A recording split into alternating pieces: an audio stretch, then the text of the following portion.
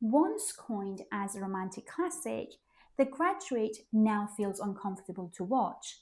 But why is that? Let's discuss two things: exploitation of power and blurred lines of consent.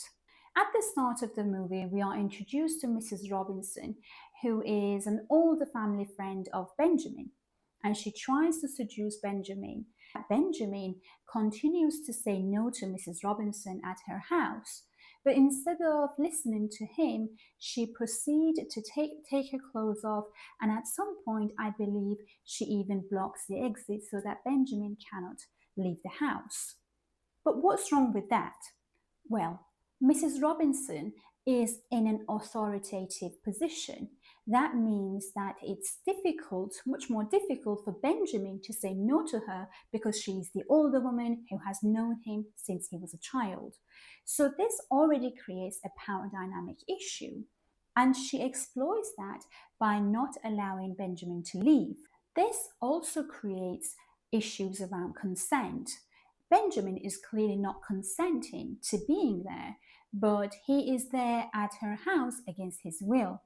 Now, before we say, well, this was a form of a seduction or it is a form of seduction, imagine the roles being reversed.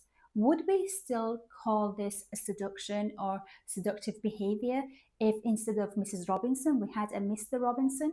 Let's continue on the blurred line of consent.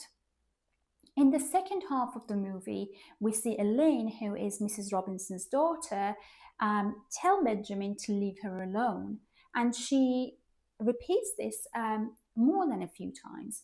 But instead of leaving her alone, Benjamin continues to follow Elaine without Elaine's consent and her knowledge. This once again creates issues around consent, and some could even call this behavior stalking behavior, where Benjamin is stalking Elaine without Elaine's knowledge.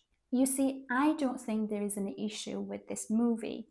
I think we have changed as a society since 1960s.